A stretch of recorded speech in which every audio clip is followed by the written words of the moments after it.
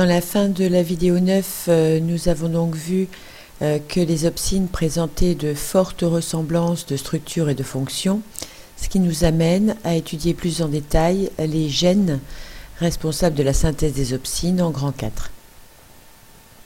Et tout d'abord, nous allons montrer que ces gènes constituent ce qu'on appelle une famille multigénique en les étudiant grâce au logiciel Phylogène. Donc là, c'est une activité que l'on faisait habituellement en TP, mais que je vais vous faire en démonstration pour que vous soyez plus autonome ensuite en TP. Donc il s'agit d'établir cette notion de famille multigénique en comparant la séquence des gènes qui codent soit pour les opsines S ou M ou L chez l'homme. Et cette comparaison se fait en construisant une matrice des distances génétiques que l'on peut faire manuellement, mais que l'on peut faire aussi avec un logiciel qui s'appelle Phylogène, qui permet d'établir des liens phylogénétiques, c'est-à-dire des liens de parenté génétique. Alors voilà ce que l'on obtient avec le logiciel Phylogène. Chaque opsine est comparée aux 3 autres. Donc bien évidemment, l'opsine rouge, comparée à l'opsine rouge, il y a 0 différence, et donc la diagonale de 0. Et puis l'opsine rouge comparée à l'opsine verte, c'est pareil que l'opsine verte comparée à l'opsine rouge, donc on ne réécrit pas la même valeur une deuxième fois. Donc ce tableau est une matrice, il faut toujours titrer les documents que l'on utilise. Donc vous représentez ce tableau dans votre cours et le titre, c'est la matrice des distances génétiques établie à partir des opsines humaines, et il faut préciser que c'est en pourcentage de différence, puisque l'on peut faire aussi une matrice en comparant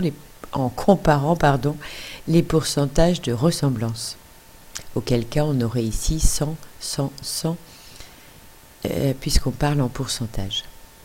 Alors on constate qu'il y a très peu de différence entre l'opsine rouge et l'opsine verte, et qu'il y a relativement peu de différence entre opsine rouge, opsine bleue et opsine verte et opsine bleue.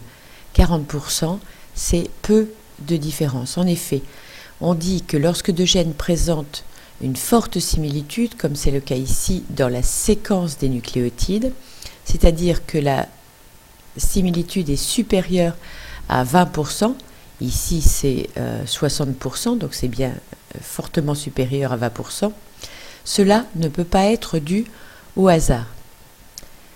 Alors, à quoi c'est dû?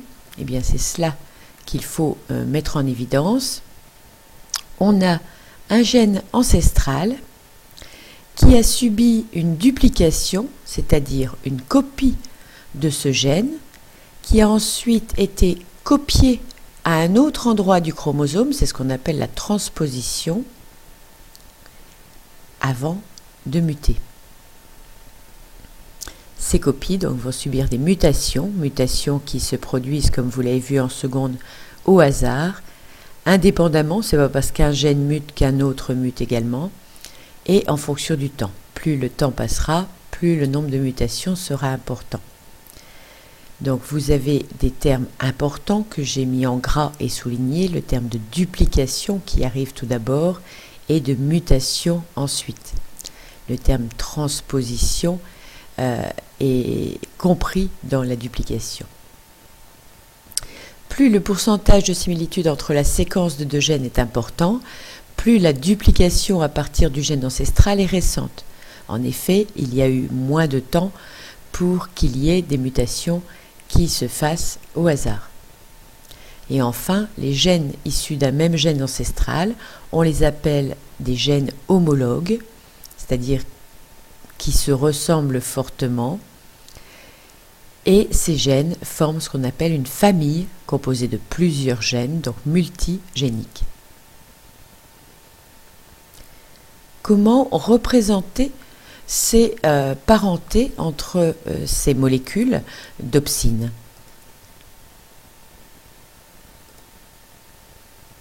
C'est la deuxième activité ici. représenter l'histoire évolutive des gènes des opsines par un arbre phylogénétique. Donc la représentation, c'est un arbre phylogénétique que l'on peut construire là encore une fois à la main ou plus facilement et rapidement avec le logiciel Phylogène. Cette représentation devra bien sûr être annotée avec les termes que l'on a trouvés. Donc quand on demande tout simplement à partir de la matrice à Phylogène de construire l'arbre phylogénétique, on obtient ceci. Alors, il y a quelques petites erreurs sur ce document qu'il va falloir modifier. Et tout d'abord, ici, on n'a pas comparé l'opsine rouge, l'opsine verte et l'opsine bleue, c'est-à-dire des protéines, mais le gène responsable de la synthèse de l'opsine rouge, le gène de l'opsine verte et le gène de l'opsine bleue. Alors ici, on représente par un carré le gène ancestral des 3 opsines. C'est lui qui a finalement donné ces 3 gènes après action du temps. Tout d'abord, ce gène ancestral s'est copié, c'est-à-dire il s'est dupliqué, copié dans un premier temps, puis transposé, c'est-à-dire mis ailleurs. L'un a été copié sur le chromosome 7, l'autre sur le chromosome X. On ne peut pas savoir si le gène ancestral était sur l'un ou sur l'autre. Mais par contre, on sait qu'aujourd'hui, le gène de l'opsine rouge et le gène de l'opsine verte sont sur le chromosome X et le gène de l'opsine bleue est sur le chromosome 7. Ces traits verticaux que j'ai représentés ici en orange vont indiquer des modifications de la séquence des nucléotides, c'est-à-dire des mutations que vont subir les copies du gène ancestral après leur duplication pour donner donc de nouveaux gènes. Alors ici on a un nouvel gène ancestral, un nouveau gène ancestral qui est le gène qui va donner ensuite les opsines rouges et vertes.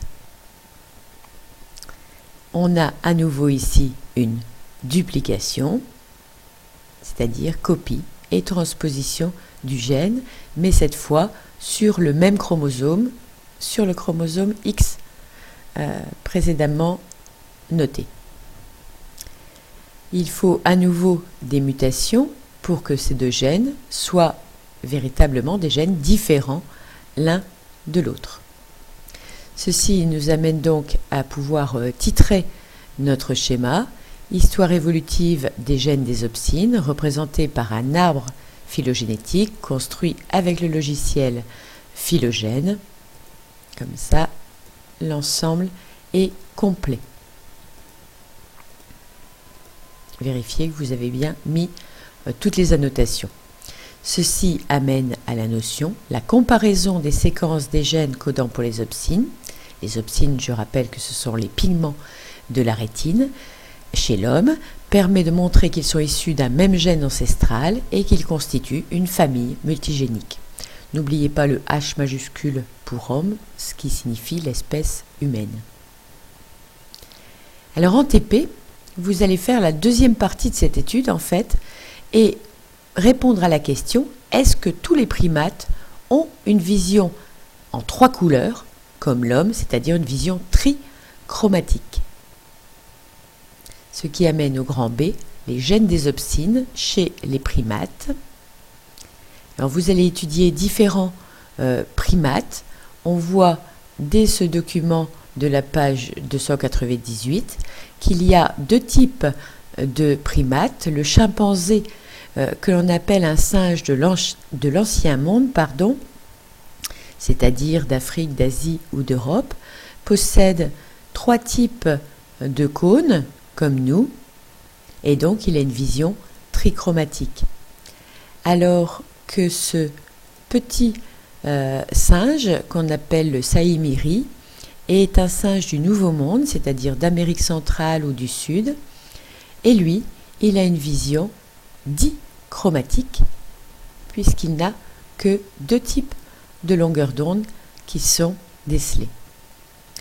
Vous allez devoir étudier différents primates pour voir comment on se situe dans cette histoire évolutive et est-ce que l'on peut établir des liens de parenté entre les primates grâce à l'étude de ces obscines. Ce sera l'activité 3 qui sera le travail noté.